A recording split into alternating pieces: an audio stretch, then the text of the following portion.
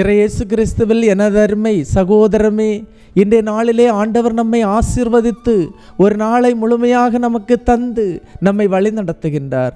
அன்பு தெய்வமே, இன்றைய நாளிலே இந்த மக்கள் ஜெபித்து கொண்டிருக்கின்ற ஒவ்வொரு ஜெபத்தையும் கேளும், இவர்களுடைய விண்ணப்பங்களை கேளும். ஆண்டவரே, தேர்வெழுதுகின்ற மக்கள், வேலைக்காக தங்களையே தயாரித்து கொண்டிருக்கின்ற மக்கள், ஆண்டவரே, பல்வேறு நோய்களிலிருந்து விடுபட வேண்டும் என்று மருத்துவமனையில் இருக்கின்ற மக்கள், கண்ணீரோடும் கவலைகளோடும் ஆண்டவரே வீடுகளில் இருக்கின்ற மக்கள் ஒவ்வொருவரையும் உடைய கருத்திலே தருகின்றேன், ஆசீர்வதியும். அவர்களுக்கு உம்முடைய அருளையும் ஆசீர்வதியும் தந்து அவர்களை திடப்படுத்தும். இந்த நாளை அவர்களுக்கு மகிழ்ச்சியான நாளாக தாரும். ஆமீன்.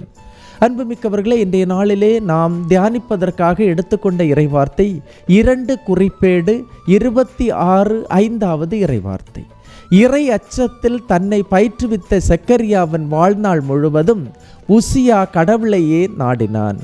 அவன் ஆண்டவரை தேடிய காலமெல்லாம் கடவுள் அவனுக்கு வெற்றியை அளித்தார். இறை அச்சம் என்பது கடவுளுக்கு மட்டும் பயப்படுகிறவர்கள், வேறு எந்த சக்திக்கும் பயப்படாத மக்கள், கடவுளை அன்பு செய்கின்ற மக்கள். அவர்களால் தான் இறை அச்சத்தில் வாழ முடியும், கடவுளின் கட்டளைகளை கடைபிடித்து வாழ முடியும்.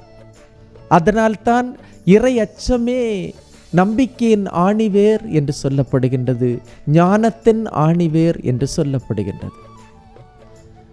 வாழ்நாள் முழுவதும் உசியா கடவுளையே நாடினான் என்று சொல்லப்படுகிறது.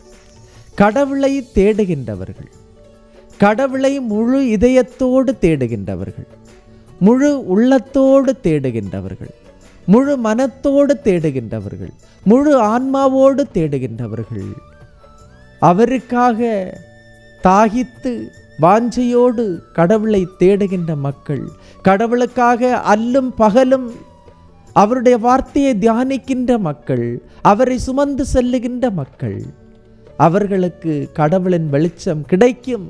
கடவுள் அவர்களை உயர்த்துவார். துன்ப துயரங்கள், கண்ணீர், கவலை, நோய் நோக்காடு எல்லாத்திலிருந்தும் அனைத்திலிருந்தும் கடவுள் அவர்களை விடுவிப்பார். கடவுளை தேடிய காலமெல்லாம் வெற்றி வெற்றி வெற்றி என்று இறை வார்த்தை சொல்லுகின்றது. பாருங்க, அவன் ஆண்டவரை தேடிய காலமெல்லாம் கடவுள் அவனுக்கு வெற்றி அளித்தார், வெற்றி மேல் வெற்றியை தந்தார். அன்புமிக்கவர்களே, ஒரு நபர் என்னிடத்தில் வந்தார். கொஞ்சம் பிஸ்னஸ் பண்ணிட்டு இருக்கக்கூடிய ஒரு நபர். ஃபாதர், எனக்கு ரொம்ப கஷ்டமாக இருக்குது இந்த பிஸ்னஸ் பண்ணுறதுக்கு, என்னன்னு தெரியல அப்படின்னு சொல்லி சொன்னார். அப்போ நான் அவர்கிட்ட சொன்னேன், தலையில் கை வச்சு ப்ரேயர் பண்ணிட்டு ஜெபிச்சுட்டு நான் அவர்கிட்ட சொன்னேன், நீங்கள் ஒவ்வொரு நாளும் அரை மணி நேரம் முழந்தாள் படியிட்டு இறை வார்த்தையை வாசியுங்கள் அப்படின்னு சொல்லி அனுப்பினேன். அவரும் இறை வார்த்தை ஒவ்வொரு நாளும் அரை மணி நேரம் முழந்தாள் படியிட்டு ஜெபித்து கொண்டே வந்தார். வியாபாரத்தில் இருந்த தடைகள் எல்லாம் கொஞ்சம் கொஞ்சமாக மாறி நல்ல முறையில் அந்த வியாபாரம் அது தழைத்தோங்க வந்து கொண்டே இருந்தது. இறுதியாக அவர் பெரிய உயரத்துக்கு போனார். நண்பர்கள் அதிகமாக சேர்ந்தார்கள். சேர்ந்து இறை வார்த்தை வாசிப்பதை விட்டுவிட்டார். நண்பர்களோடு சேர்ந்து அவர் குடிப்பதும் அதோடு சேர்ந்து தகாத காரியங்களை செய்வதுமாக தன்னுடைய வாழ்வை செலவழித்தார். அவ்வாறு செலவழித்து கொண்டிருக்கும் போது கொஞ்சம் கொஞ்சமாக அவருடைய வியாபாரத்தில் மீண்டும் நஷ்டம் வந்து எந்த இடத்தில் ஆரம்பித்தாரோ அந்த இடத்திற்கே மீண்டும் வந்தார். அவரால் அதற்கு பிறகு ஒரு அடி கூட எடுத்து வைக்க முடியவில்லை. அவர் என்னிடம் வந்தார். என்னிடம் வந்து சொன்னார், இந்த மாதிரி ஆயிடுச்சு ஃபாதர் அப்படின்னு. அவரிடத்தில் நான் சொன்னேன், மீண்டும் உளந்தாள் படியிட்டு இறை வார்த்தையை வாசியுங்கள், ஒவ்வொரு நாளும் அரை மணி நேரம் முதல் 1 மணி நேரம் வரை வாசியுங்கள் என்று சொல்லி அனுப்பினேன். அன்புமிக்கவர்களே, அவன் ஆண்டவரை தேடிய காலமெல்லாம் கடவுள் அவனுக்கு வெற்றியை அளித்தார் என்று இறை வார்த்தை சொல்லுகின்றது. இறை வார்த்தையை சுமக்கின்ற உன்னை கடவுள் சுமப்பார்.